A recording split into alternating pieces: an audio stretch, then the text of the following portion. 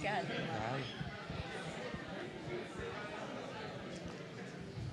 Bom dia, amados. Bom dia. Eu não poderia deixar de falar aquilo que Deus tem feito conosco, né? E parece assim que o louvor tudo culmina para aquilo que a gente tem para falar. Falando sobre a nossa fé e a nossa confiança em Deus, o nosso Deus. Para os irmãos que não sabem, não acompanharam, na sexta-feira passada, meu filho caiu de uma laje de 3,40 metros de altura, de costa, numa obra que ele está fazendo. E ali, irmãos, no momento que ele caiu ali, eu e a minha nora estavam em casa e a gente estava agradecendo a Deus pelas bênçãos que Deus tem concedido a nós. Assim, para os irmãos que me conhecem, sabem que a gente tem lutas. E assim, com o falecimento do meu ex-marido, inventário, tudo mais, então tudo está se resolvendo. E a gente estava agradecendo isso. E, no momento, ela recebeu um telefonema.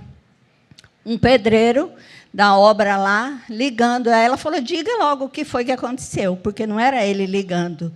E aí ele disse, o seu Cláudio caiu da laje e está aqui no chão, e o que, que a gente faz? E ali, naquele momento, irmãos, eu falei, vamos orar agora, e entregar a vida dele nas mãos do Senhor. Nós não sabemos o que aconteceu, mas eu sei que o Senhor está lá e vai cuidar dele. E naquele momento eu entreguei para o Senhor e falei, Senhor, que meu filho, seja o que for que aconteceu, que ele seja tocado pelo Senhor e que ele saia de tudo isso sem nenhuma sequela. Foi isso que eu pedi para o Senhor. E aí o pedreiro e o servente colocaram ele no carro dele e trouxeram aqui em casa, e aqui pegou minha nora e foi direto para o hospital. Quando chegou lá, no Hospital Oswaldo Cruz, ele foi recebido. Na porta, o doutor Luciano estava chegando. Aí chamou já o pessoal para recolher ele, mobilizou e já foi direto para a UTI, irmãos. Direto para a UTI. E aí ali fizeram os exames, tomografia, tudo mais. Ele já estava criando líquido no pulmão. E aí disseram, a gente possivelmente vai fazer uma drenagem.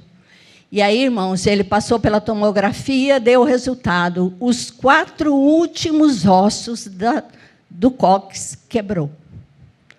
E aí, eles imaginando ali que ele tinha quebrado também a bacia. E no ele cair, ele agarrou num ferro, tentando se segurar, e cortou a mão. Ali foi 5 pontos.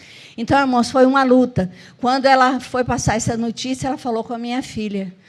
E eu falei, Senhor, eu já entreguei para Ti. Eu sei que o Senhor está cuidando. E aquilo que os médicos não puderem fazer, o Senhor vai fazer. E ali eu continuei em paz e crendo, irmãos. Crendo que o Senhor é poderoso para fazer milagres.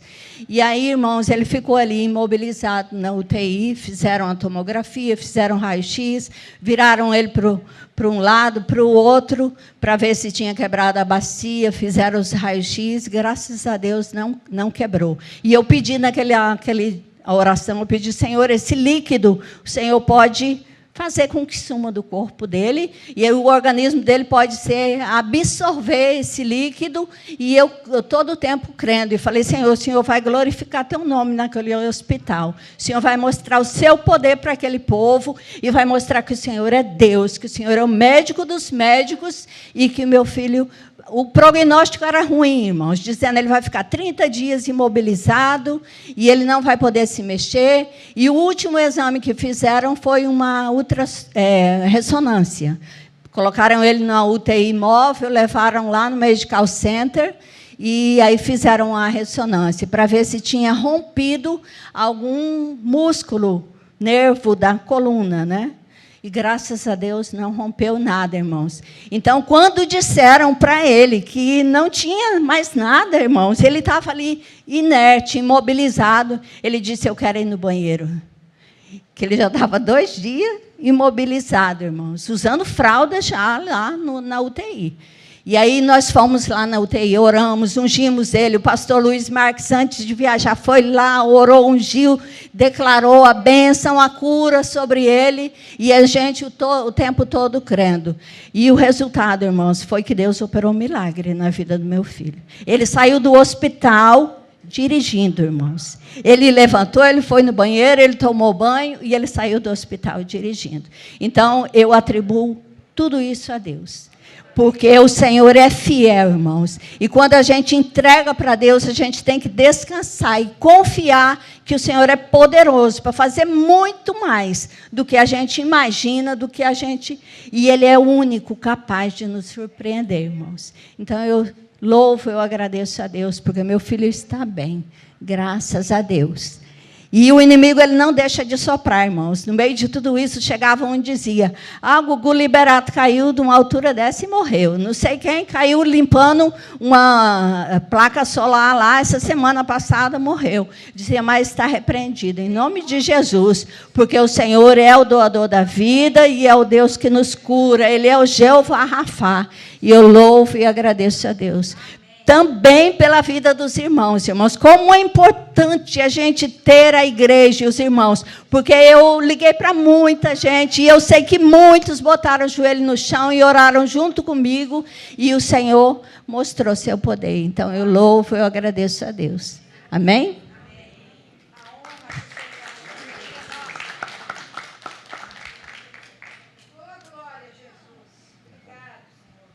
Amém. Vamos passar para a palavra. Queria chamar aqui o Max, pastor Max. Max, chamar ele aqui. Um homem de Deus, né? Você é louco. Amigo do meu pai. Meu pato. Brincadeira. Vamos estar orando pela sua vida, abençoar e que a palavra, que Deus use você para trazer a palavra. Senhor Pai, obrigado, Senhor, por mais um domingo, Senhor, por mais um culto. Pai, obrigado pela vida do Max, Senhor. Obrigado, Senhor, pelo homem que ele é, Pai. Pelo servo que ele é, Pai. Obrigado, Senhor, pelo instrumento do Senhor que ele tem sido aqui na igreja, Pai. Obrigado não só pela vida dele, pela família dele, Pai. Obrigado, Senhor, que o Senhor abençoe imensamente a família dele. Continue abençoando, Pai. Quero pedir em especial hoje, Pai, que o Senhor use o seu filho, Pai. Que as palavras da boca dele não sejam a dele, Senhor, mas a sua, Pai. Que o Senhor use ele para mostrar para a gente aqui, Pai, um caminho mais fácil de entender a palavra, Pai. Obrigado, Senhor, pela vida dele. Em nome do Senhor Jesus, abençoa ele, Pai. Amém. Está nervoso? Estou nervoso, velho. Tenho responsabilidade na frente. Obrigado, viu? Vindo do coração.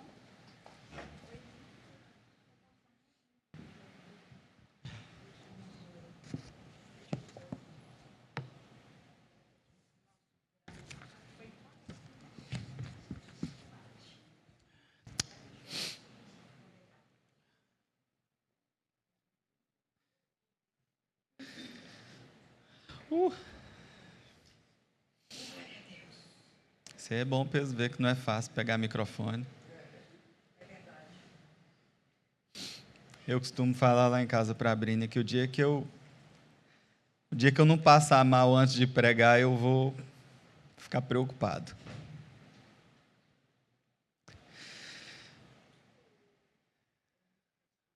É muita responsabilidade. Mas graças a Deus o Senhor tem nos capacitado, nos dado graça. E nos lançado um desafio mesmo de buscar ser coerente na nossa prática diária com aquilo que a gente fala.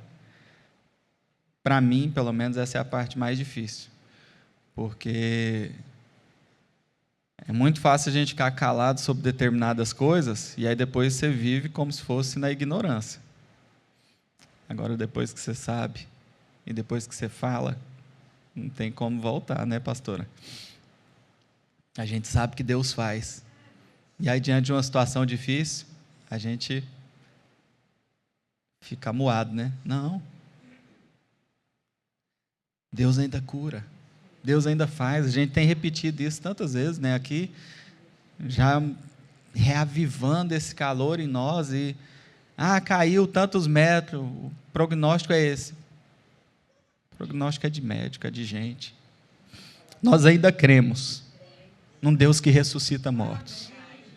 Nós ainda cremos que Deus faz, que Deus ainda faz, que Deus muda prognóstico, que Deus cura, que Deus ainda está agindo no mundo. Ao contrário do que alguns pensam, Deus não deu corda, né? Lá no mundo, como se faz com aqueles brinquedos, né? Dá a corda e deixa ele funcionando. Ele está acompanhando. O mundo não está funcionando no automático. Ainda que Deus tenha estabelecido leis naturais, mas Ele está aqui. Porque a terra está cheia da sua glória. E o Espírito está aqui. Amém? Dito isso, também um comentário que eu fiquei receoso de fazer, mas ali no fundo, escutando um pouco a pastora falando e meditando, para começar, é sabido aí que nós tivemos o pior das piores aberturas de Olimpíada, talvez da história, né? E aí eu sei que talvez muitas pessoas ficaram escandalizadas, né? Nossa, que coisa absurda e etc. E sem querer entrar em delongas sobre isso, mas que bom que está acontecendo essas coisas. Tá doido, Max? Tô não. Talvez essas coisas mais absurdas e escancaradas nos ajudem a perceber que o diabo existe. Não é, Ícaro? Ah, conversando na mesa de jantar, vamos falar sobre Satanás aqui, né? Conversinha de leve, né? Na mesa de jantar. Mas não, o diabo existe. E aí o que tem acontecido é que ele é astuto. E quem é das antigas e já viu alguém endemoniado, possesso, né? Como eu já vi, o negócio é escancarado, é escandaloso, né? Eu já vi criança pequena pegar marmanjo grande e pôr no chão, com força, aí você ter que 2, 3, 4 tentar segurar uma criança endemoniada. Só que a gente não vê mais essas coisas. Engraçado, né? Quem já percebeu que a gente não vê mais pessoas endemoniadas igual via antes, né? Quem é das antigas aí, né? Mas tem, sabe onde eles estão? Tem um monte ocupando os púlpitos das igrejas. Um monte de gente endemoniada ocupando púlpitos, lugar de fala, pegando microfone. Por isso que não é fácil pegar microfone. Está cheio por aí. E aí o que acontece? Falam coisas bonitas e está tudo bem. São de Deus. Essas coisas acontecem. Estão comparando com a última ceia. Eu não me escandalizo, sinceramente, não me escandalizo, porque nos foi avisado. Nós estamos nos aproximando dos fins dos tempos. As coisas que estão acontecendo pelo mundo apenas nos anunciam a necessidade das coisas que a gente vai falar aqui. Que a Aninha, muito obrigado, começou já logo na abertura falando, vida de comunhão. Por causa dessas coisas, guerras, rumores de guerras, divisões, facções, pais contra filhos e etc., filhos contra pais, e coisas absurdas, e que a gente não imaginava mais, como o texto de Coríntios começa falando, né, de pessoas que mudaram até mesmo as relações naturais, né, para outras que não convém nem mencionar, vergonhas, abusos, absurdos que são hoje escancarados, e tudo é aceito. É mais urgente ainda falarmos sobre vida de comunhão. Então eu queria te convidar a abrir sua Bíblia no Salmo 133, salmo que eu gosto muito. Salmo 133, muito conhecido. E conforme o mundo vai acabando, ou seja, conforme a volta de Cristo vai se aproximando para nós, mais ainda a gente precisa se apegar a essas verdades e se apegar uns aos outros, em comunhão, em unidade. Leitura do Salmo 133, salmo bem conhecido, salmo de Davi, né? É um cântico de peregrinação, que diz o seguinte: ó, como é bom e agradável viverem unidos os irmãos. É como o óleo precioso sobre a cabeça, o qual desce pela barba, a barba de Arão, e desce para a gola de suas vestes. É como o orvalho do Hermon, que desce sobre os montes de Sião. Ali o Senhor ordena a sua bênção e a vida para sempre. Todo mundo já ouviu esse salmo, né? Gosto dele porque ele vai falar sobre essa vida de unidade, sobre a vida de comunhão, e ele compara como se fosse o óleo que desce, né? E aí ele vai falar que é como o óleo que desce sobre a cabeça, o qual desce pela barba e desce para a gola de suas vestes, ou seja, vai passando por tudo. Então é nesse sentido, né? É como o orvalho do Hermon, né? Que começa lá em cima e desce também sobre os montes de Sião. Então, a nossa vida de comunhão, como eu falei na última oportunidade, a nossa espiritualidade, o Espírito Santo precisa atravessar todas as nossas relações, lembram? A espiritualidade ela precisa atravessar todas as nossas experiências, assim como a unidade. A unidade vai nos atravessando e a gente vai acessando todos os lugares, de tal maneira que o que acontece em mim acontece também no Ícaro, não é dissociado. Aquilo que acontece no Ícaro como igreja está acontecendo comigo. A bênção que você recebe numa letra, por exemplo, nos abençoa a todos. Então não é você, é a igreja. Então isso nos atravessa, é como um óleo que vai descendo sobre todo o corpo. Então o óleo que desce sobre a cabeça de um, ele vai escorrendo sobre todos nós. Uma bênção, um testemunho que é necessário ser contado, abençoa-nos a todos. Isso é vida de comunhão. Mas aí eu fiquei, né? Nós somos bons pra caramba nisso. Né? Nós somos bons pra caramba em comunhão. Fala a verdade. A gente é bom pra caramba nisso. Até fazendo uma referência ao Johnson, eu falei para ele que eu ia falar dele. Telefone toca sexta-feira, está onde? Ou como diz o sotaque dele, né? Tá por casa? Aí eu tô por casa, porque Goiânia fala em, né? Eu tô em casa, né? Ele fala tá por casa. Tá por casa? Eu falei, tô por casa. Não, então estou indo aí tomar um café. Beleza, passou lá, tomamos um café, conheci o Gilberto, né? Bom te ver aí. Conheci o Gilberto lá e tal, beleza. Bobeira, né? Por que eu estou falando isso? Porque às vezes uma visita, meu irmão, uma visita de minutinho, que você está passando perto da casa do outro, vai lá e dá um oi. Eu não gosto de tomar café, toma uma água, toma um chimarrão, né, Dani? Mas dá um oi. Dá um oi. E nós vemos isso acontecendo no nosso meio. Está passando por aqui, está passando por ali, né? Tal, dá um oi. Isso muda o dia. Isso muda o dia. Dá uma animada, né? Essa vida de comunhão passa a fazer sentido. E aí eu fiquei pensando, nós somos realmente bons nisso. A gente faz essas coisas, a gente recebe visita, a gente faz visita, a gente reúne, né? Tem muitos...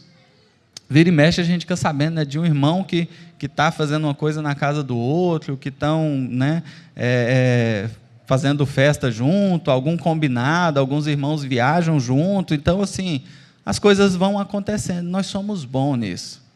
Nós somos bons na comunhão. Graças a Deus, nós somos uma igreja saudável nos seus relacionamentos sociais. E era nesse ponto que eu queria chegar. Nos seus relacionamentos sociais. E a gente tem falado que nós queremos nos aprofundar. Não é isso? Nós não queremos ir mais fundo, mexer, às vezes, onde nós não gostaríamos. O óleo não pode ficar só na cabeça. O orvalho não fica só lá em cima. Assim como essas coisas vão preenchendo todos os espaços, na nossa vida de comunhão, é necessário também que a gente vá um pouquinho mais fundo. Porque é muito bonitinho, né, John? Você passar lá em casa, a gente toma um café, fica ali só no social e pronto. Aí ele está todo atrapalhado de lá, eu estou todo atrapalhado de cá, mas nós estamos tendo vida de comunhão. e nos reunindo e fazendo festa e tomando café. E aí? O que o reino ganhou com isso? É exatamente esse o ponto que o inimigo quer que aconteça. Irmãos, o inimigo tem todo o interesse numa igreja saudável, bonitinha. Ele não tem interesse de possuir, né? Como ele tomava, né? Como aconteciam as possessões. Não tem interesse de fazer aquele escândalo. Não, mas ter uma igreja bonitinha, que se reúne, que toma café junto, que é tudo muito bom, que um não briga com o outro, que está todo mundo na sua e está dando tudo certo. É tudo que o inimigo quer. Eu estava assistindo The Chosen ontem, e aí estou naquele episódio em que Jesus vai falar sobre causar divisões. E aí ele, né, o ator lá, né, eu fico imaginando que o pessoal que fez The Chosen conseguiu chegar, eu imagino que bem perto de muita coisa. E aí Jesus muito incisivo: eu não vim trazer paz, eu vim trazer divisão.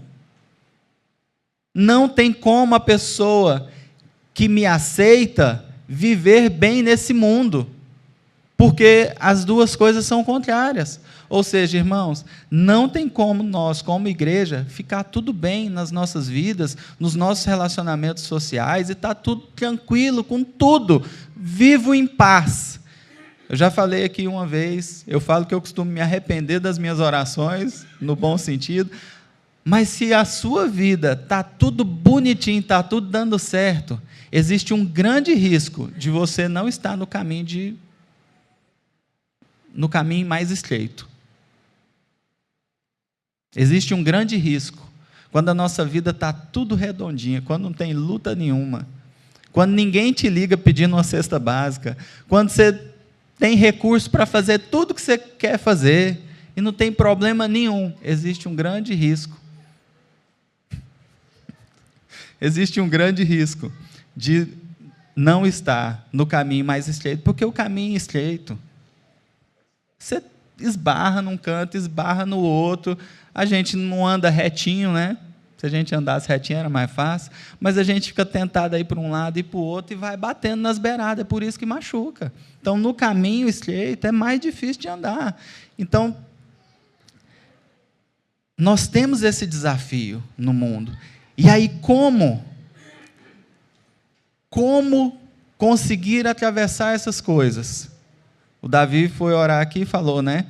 Que o Senhor te abençoe para que você possa nos ajudar a interpretar ou a entender de uma maneira um pouco mais fácil sobre as questões da Bíblia. Se eu pudesse dizer, então, responder ao Davi, eu diria que a gente não vai superar as coisas, mas nós vamos atravessar juntos. E aí eu entro no meu primeiro ponto. Congregar é um imperativo. Congregar é um imperativo. E, mais uma vez, a gente precisa fazer um elogio à nossa congregação. Nós somos bons também em congregar. O pastor está viajando, mesmo assim, está todo mundo aí, né? A gente não está na dependência de ver uma pessoa, né? Então, nós somos bons em congregar. Graças a Deus, cada vez mais, o nosso grupo vai se afinando e a gente tem feito coisas e a gente congrega nas células, congregamos aqui, nós somos bons em congregar. E congregar é um imperativo. Lá em Hebreus 10, 25, sempre quando a gente vai falar sobre congregar, sobre essa necessidade de congregar e por que é importante, ao invés de ficar gastando um tempo aqui para uma coisa que é basilar, o texto bíblico diz, Hebreus 10, versículo 25, não deixemos de nos congregar, como é costume de alguns. Pelo contrário, façamos admoestações, ainda mais agora, que vocês veem que o dia se aproxima. Então, meus irmãos, com tudo que a gente vê no mundo, com todas as dificuldades, com tudo que a gente percebe ao nosso redor, ainda mais é necessário que a gente congregue. Quanto mais a gente percebe que o grande dia se aproxima, mais necessário ainda é que a gente esteja inserido no corpo, congregando. Alguém colocou no grupo, não sei se foi no grupo da igreja, em algum lugar, mas qual é a sua desculpa para não ir na igreja hoje? Qual é a desculpa que a gente teria para não estar aqui hoje? E aí, desculpa é diferente de justificativa. Óbvio que motivos de saúde, alguma questão importante, né, algum ponto sensível, pode ser uma justificativa para não estar aqui. Mas e desculpa? Porque é igual a gente fala para as crianças, né? A criança fala, estou cansado, beleza, está cansado agora de manhã. Você fala, poxa, tinha uma programação à tarde, você não vai poder participar, porque você está cansada, né? Não, melhorei. E muitas vezes a gente está cansado para vir para a igreja, mas não está cansado para fazer outras coisas, né? Mas, enfim, não vamos deixar de congregar. Aqui é o nosso lugar. Aqui é o nosso lugar de reabastecimento. Aqui é onde a gente se vê. E, sim, se fôssemos ficar só na parte do social, já seria bastante coisa. Né? A igreja ela tem um papel social muito forte na vida das famílias. A igreja ajuda a vencer depressões, ajuda a ser dinâmicos, né? Pessoal que é da área da educação dá testemunho que crianças que frequentam a igreja têm um desempenho escolar acima dos que não frequentam, porque são mais dinâmicos, falam, né? Falam em público, têm mais desenvoltura para uma série de questões. Então, a igreja é um lugar de desenvolvimento. Então, nós não podemos deixar de congregar por qualquer motivo. E congregar, estarmos aqui, é um imperativo, é um mandamento. Não deixem de congregar. Se o apóstolo está falando isso, né, o escritor de Hebreus está falando isso, é porque tem um motivo. É porque é sabido que Cristo habita, né? O Espírito habita e ele circula no meio do povo dele, no meio da igreja. Então, é necessário que nós estejamos inseridos no meio do povo. E aí o segundo ponto que eu queria trazer é sobre a nossa estrutura ministerial. A nossa estrutura ministerial, ela favorece uma prestação de contas, ela favorece que a gente vá se inserindo nos lugares e participe da igreja. E ela favorece também uma saúde da igreja. Por quê? Porque não é como um ministério independente, né? Eu tenho alguma dificuldade sobre ministérios independentes, ou aquela igreja sozinha, que não tem nenhuma outra igreja aliançada, porque fica muito na decisão e na orientação de uma só pessoa. Isso é complicado. E a nossa estrutura ministerial, ela favorece que a gente tenha um corpo saudável. Como é que funciona? Nós temos uma superintendência em Brasília, formada por vários pastores ali, não é apenas o pastor Irã. Nós temos vários outros pastores que estão junto com o pastor Irã. Né? Não pensem que o pastor Irã faz tudo o que ele quer, ele faz tudo que a superintendência, em conjunto e em unidade, decidem. Depois dessa superintendência, nós temos as várias congregações locais. E cada congregação local tem a sua coordenação de ministério. E depois das coordenações, nós temos cada coordenação de ministério específico, que normalmente tem uma pessoa, mas que tem uma equipe, sempre tem mais um ou outro ali que está bem junto, que não deixa o coordenador fazer tudo sozinho. Mais um motivo também de a gente trabalhar com as lideranças em casais. A liderança de casal ajuda que a gente não faça besteira, que as nossas esposas nos ajudem, não faz isso, essa decisão está muito absurda, e assim por diante. Então, partindo aqui para o nosso meio, eu costumo falar, né, eu pego no pé do Luiz, não estou falando porque ele não está aqui, né, eu falo na frente dele toda vez. O Luiz não faz tudo que ele quer, ele faz o que a coordenação em conjunto decide. Né? Ainda que esteja ali junto, Luiz, Valdete e tal, eles não fazem tudo o que eles querem. É óbvio que a gente sabe que tem uma experiência, né? Tem uma direção e a gente percebe, mas se não passar pela coordenação toda, que são várias pessoas, não vai para frente. Então, não adianta tentar fazer sozinho. Isso nos ajuda a ter uma igreja coerente, um corpo que está alinhado nos propósitos, que entendeu, olha, a maioria das pessoas entendeu isso, vai funcionar, vai dar certo, então vamos. Porque não adianta ser só da cabeça de um. Então, a nossa estrutura, ela nos favorece. E aí a gente chega nas células. Existe uma direção da participação na vida congregacional para que se participe de células. Ao participar de células, a gente consegue chegar mais perto de cada um. A equipe pastoral, né, o Luiz, a Valdete, eles não conseguem visitar todo mundo. Eles não conseguem acompanhar todo mundo, toda semana, em todos os detalhes. É impossível. É para isso que servem as células. Então, mais uma vez, a gente tem repetido tanto, né? Se você não está em célula, pelo amor de Deus, vá para uma célula. A célula é a vida da igreja. É na célula que nós somos tratados. É na célula que você pode abrir o seu coração. É na célula que você vai testemunhar sobre a sua vida. É na célula que você vai ser alcançado nas suas dificuldades. É a célula que vai favorecer as visitas acontecerem. Poxa, ninguém me visita, ninguém participa. Esse café que todo mundo fala aí, que rola café, adoidado aí, eu nunca tomei café com ninguém. Vai na célula. É necessário, né, conversando com a Brínia, nós precisamos ter as nossas emoções tratadas, trabalhadas. Né? Ah, ninguém me visita. Beleza, mas eu vou visitar. E aí você começa a fazer o fluxo do movimento também. E aí você vai perceber que a coisa volta. Não é assim, estou aqui reclamando porque ninguém me olha. Mas você está se mostrando para alguém? Você está indo também? Está se abrindo? Está aberto? E aí, escrevendo sobre essas coisas, eu fiquei assim, fica a impressão de que eu estou querendo saber da sua vida, né? Sim, eu estou querendo saber da sua vida.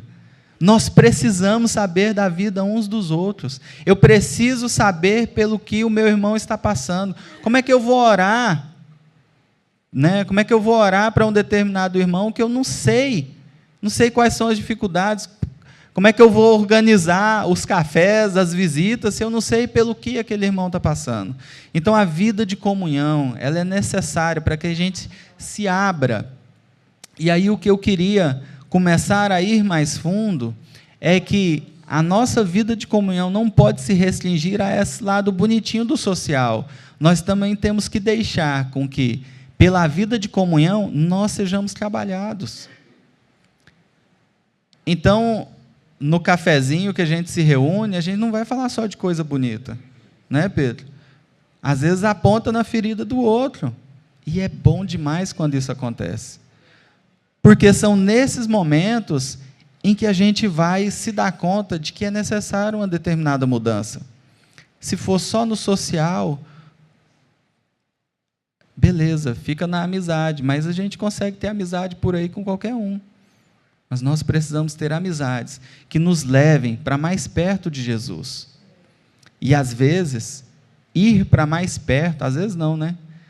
Frequentemente, ir para mais perto de Jesus implica em operar mudanças no nosso comportamento, nos nossos sentimentos, tratar as nossas emoções, fazer coisas difíceis.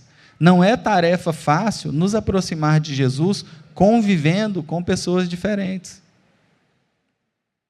É muito fácil participar de um grupo em que todo mundo é igual. Mas quando o irmão pensa diferente de mim e fala determinada coisa que eu penso de maneira muito diferente, nesse momento eu tenho a oportunidade de crescer em maturidade e tentar observar a partir do ponto de vista do outro. Por que ele está falando isso? Por que ele está fazendo isso? Por que ele fez isso? Qual que é a história de vida dessa pessoa? Deixa eu tentar entender.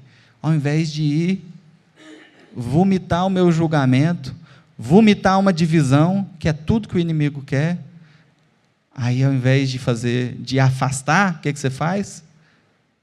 Traz para perto. Traz para perto. Conviva com as diferenças. A vida de comunhão nos convida a isso, a ter compartilhamentos diferentes para que cada um de nós vá crescendo. Então, sim, nós precisamos saber pelo que as pessoas estão passando. Na célula, o seu líder de célula, os seus irmãos que fazem parte daquela célula, eles querem, eles se importam em saber pelo que cada um está passando, e são nesses momentos, e sabendo disso, é que aquele grupo que está mais próximo, que são menos pessoas, vão conseguir se unir mais em oração sobre aquele determinado caso e acompanhar e ajudar para que você atravesse essa determinada situação. Ainda um pouco sobre a nossa estrutura e sobre aquilo que a gente crê, e para que a gente entenda também que não é só uma estrutura institucional, eu recomendo que a gente possa, conforme for possível, aí, né, a gente tem alguns desses livros ali na nossa biblioteca, né?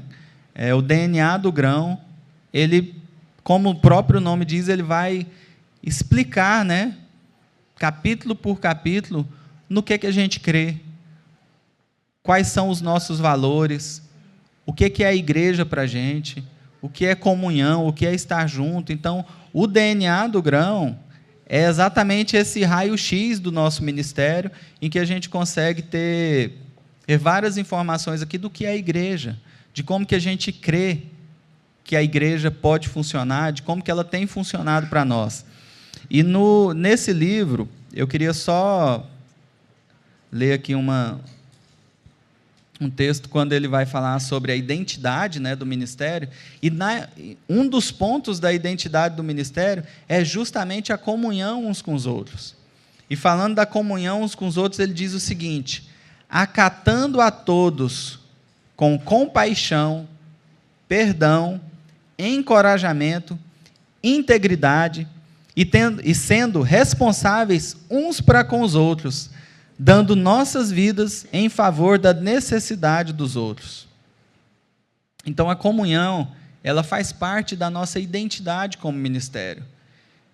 Então, né, não é um mandamento, ou quase que é, mas é imperativo que a gente tenha comunhão uns com os outros. Faz parte da nossa identidade. Então, se por algum motivo você se sente um pouco alheio dentro do ministério, vai para a comunhão. Ah, mas tem panelinha. Faz uma panelinha para você também. Eu costumo falar que a igreja, ela tem. É óbvio que tem núcleos de afinidade.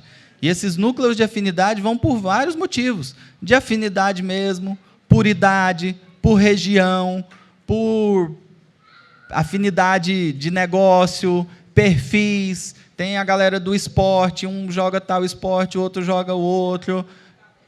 Tem a turma do café sem açúcar, tem o pessoal que toma café errado, com açúcar, e por aí vai. Então, cada um vai tendo afinidade por vários motivos, mas nós transitamos em vários, né? Eu costumo falar que a gente tem, sim, esses núcleos, que podem ser chamados de panelinha, mas cada um vai passando, porque nenhuma dessas panelinhas tem tampa. Nenhuma dessas panelinhas tem tampa, né? Eu até falei, pensando sobre isso, eu estava comentando. Por região, por exemplo, nós estamos lá no Luzimangues, o Rogério está lá do outro lado. A Thay dormiu lá na casa deles hoje. E por aí vai. Então, né, os nossos filhos, né, estão aí revezando as casas, né? Um dorme na casa do outro, o outro dorme na casa do um, e assim vai. As panelinhas não são fechadas. Não tem tampa nas panelinhas, mas é natural que a gente tenha alguns núcleos. Então, se por acaso você já passou assim, a igreja tem panelinha, faz uma para você, ou então entra numa delas, porque não tem tampa nas panelinhas. E ter essa vida de comunhão faz parte da nossa identidade. Assim como, quando vai falar sobre no que a gente crê como igreja, como ministério, um ponto que eu achei interessante, aqui está como o ponto número 8, número 9 no livro, não, 8 no livro, mas eu vi que no quadrinho nosso lá, em que cremos, está o número 7, que é assim, ó, através da leitura bíblica, da ceia do Senhor e da oração, mantemos comunhão com Deus. Então, óbvio que a gente pode, e nós somos incentivados a fazer a ceia do Senhor nas nossas casas, mas nós temos aqui também a oportunidade, né? Ao congregar, ao participar das celebrações, nós temos o momento da ceia, é o momento em que nós temos comunhão com Deus e comunhão uns com os outros, porque é nessa hora que eu falo assim, Ícaro, nós estamos no mesmo barco, o corpo de Cristo que você faz parte, você comunga dele, eu comungo também, então nós somos irmão. É isso que funciona, a ceia é isso. É dizer um para o outro, nós estamos juntos.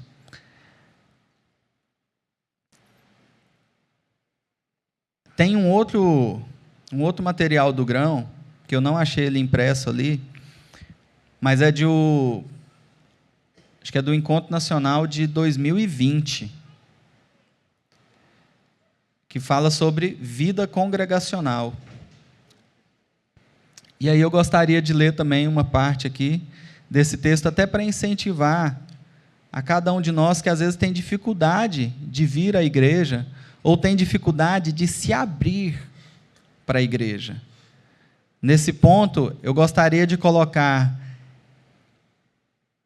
que vida congregacional, nesse sentido em que o texto está falando, seja você se abrir para a igreja, contar, falar, permitir que um outro irmão acesse o seu coração e possa te ajudar numa determinada dificuldade, num pedido de oração, na sua caminhada do dia a dia. Então, se eventualmente você tem se sentido mais fechado, ou tem sentido necessidade de ter um ponto em que você possa se expressar e falar e se abrir, a vida congregacional ela favorece isso. Ela te dá esse lugar em que você pode ir mais fundo, e não apenas ficar só no social, na amizade, mas ir mais fundo. E esse ir mais fundo, ele é muito pesado, porque ele mexe com a gente, como eu venho falando. Então, se para você a vida congregacional ela é uma oportunidade, não perca. Se é uma beleza, admire-a. Se for um estado de grande alegria, aproveite. Se for um sonho, realize. Agora, se for um desafio, vença-o. Se for um dever, cumpra. Se for um prazer, deleite-se nele. Se for uma promessa, deixe-a se cumprir. Se for penosa demais, olha para um outro ângulo. Se for uma canção, cante-a. Se for uma labuta, realize-a com alegria. Se for uma aventura, arrisque-se. Se for preciosa, valorize. Se for a razão da sua vida, viva por meio dela, porque Jesus está no meio da sua congregação. E eu creio que todos nós queremos estar com Jesus. Jesus está no meio da sua congregação. E caminhando para um terceiro ponto, falando sobre auxílio mútuo, eu quero ler com os irmãos o texto de Gálatas. Gálatas, capítulo 6.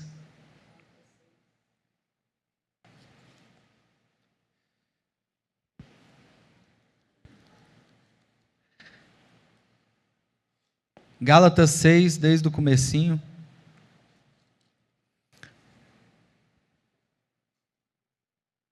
Como eu disse, é necessário irmos mais fundo sobre o entendimento da nossa vida congregacional.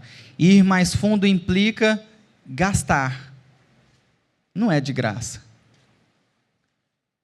Fazer o cafezinho, fazer visita, vai custar tempo, custa um pouquinho de dinheiro, mas normalmente a gente vai nos lugares onde o café é mais barato, mas custa um pouco, mas custa tempo, custa dedicação. Às vezes você está doido para falar. Quantas vezes já aconteceu de eu ter um monte de coisa que eu queria falar no café, e aí um irmão começa a falar da dele, eu falo, hoje é dia de ouvir. Eu queria falar, vai custar. Às vezes vai custar você vencer seu egoísmo, né? Eu queria falar o meu aqui, mas não vai dar tempo, o irmão está abrindo ali, não vai dar tempo de eu falar as minhas coisas. Deixa o outro falar. Empatia, e assim por diante. Então, essas coisas custam.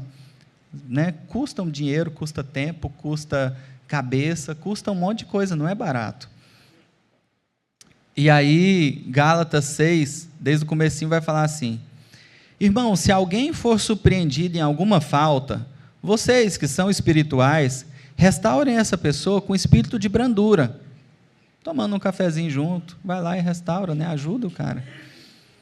E que cada um tenha cuidado, para que não seja também tentado. Ou seja, está querendo ajudar o outro, mas toma cuidado também, para que você não seja o que está dando trabalho. Aqui é a hora que custa, versículo 2. Levem as cargas uns dos outros, e assim estarão cumprindo a lei de Cristo. Porque se alguém julga ser alguma coisa, não sendo nada, engana a si mesmo. Mas que cada um examine o seu próprio modo de agir, e então terá motivo de gloriar-se unicamente em si e não em outro, porque cada um levará o seu próprio fardo. Levar as cargas uns dos outros, volta lá para o comecinho que eu falei, estar junto, ter uma vida de comunhão, perceber no mundo as dificuldades, as lutas, os absurdos que têm acontecido, e estarmos aqui dentro, não nos exime de viver uma vida difícil, não nos livra dos prejuízos naturais do mundo. Ter uma vida cristã, mesmo que saudável, ou pior, principalmente se ela for saudável e profunda, vai ser mais motivo de termos lutas e dificuldades lá fora. E aí, como eu disse, não nos exime de ter problemas, mas uma vida de comunhão com os irmãos torna esses problemas mais leves, porque eu não vou carregar o meu fardo sozinho. Eu tenho irmãos ombreando comigo, levando a carga, como o versículo, no comecinho, o versículo 2 fala, né? Levem as cargas uns dos outros. A carga é sua, pastora, mas eu vou levar ela junto com você. E meditando sobre essa parte, lá no final ele diz, né? Porque cada um levará o seu próprio fardo, né? Parece contraditório uma coisa com a outra, né? Leva as cargas uns dos outros, mas no final ele termina, porque cada um levará o seu próprio fardo. Eu tenho entendido que eu posso dividir o peso da carga, a gente pode dividir o peso da carga uns com os outros, para que a vida se torne mais leve, mas a responsabilidade é minha.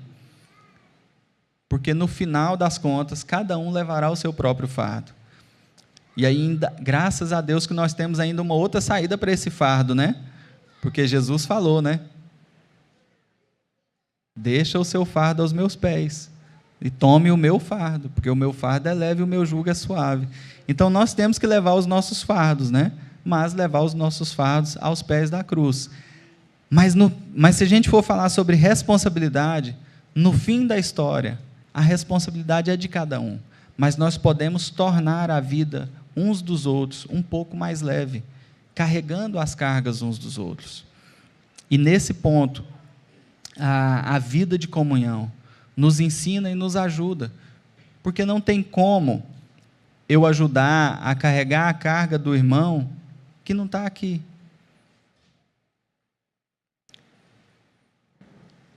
Que não se abre, que não fala, que não está junto. Não tem como você ajudar alguém que não faz parte daqui, que você não conhece, por exemplo, né?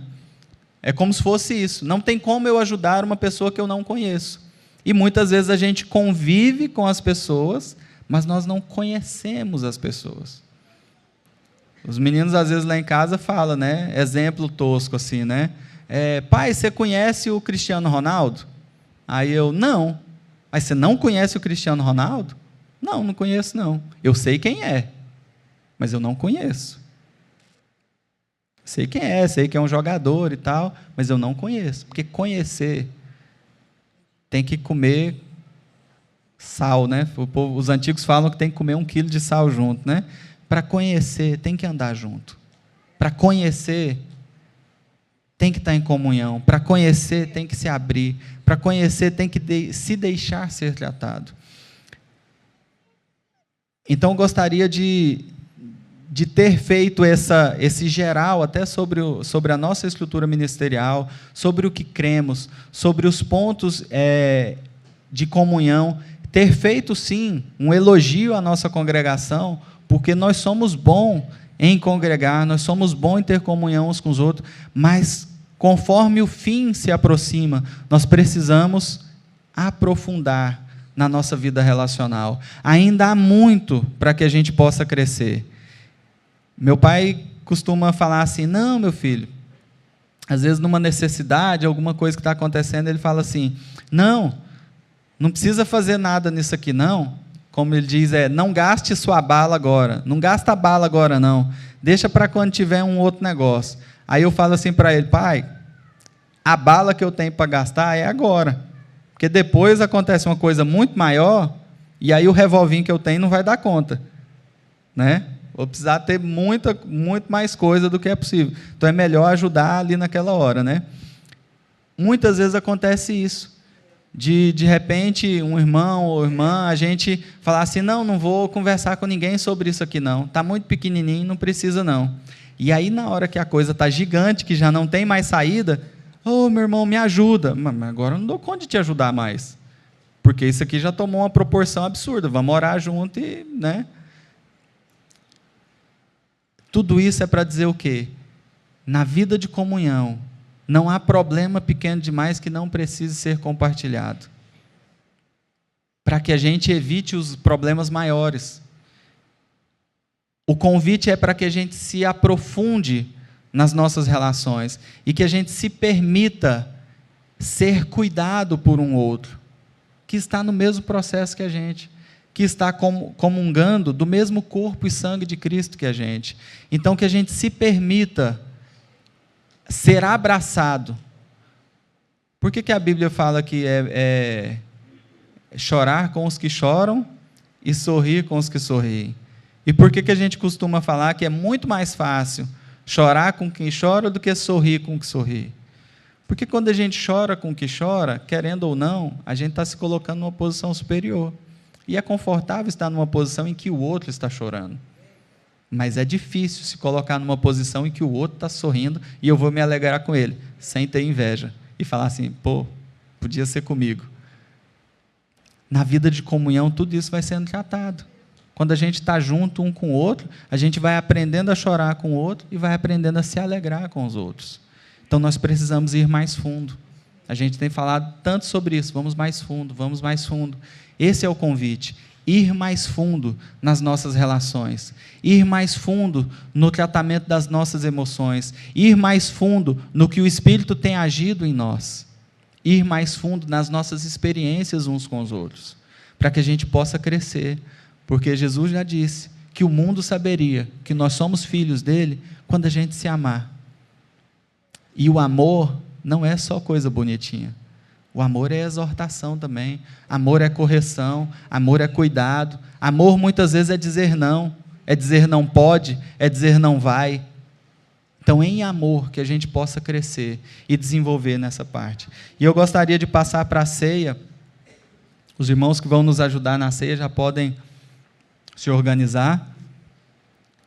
E eu gostaria que, assim como diz, né, no nosso Em que cremos, que nós entendamos este momento de ceia como uma prática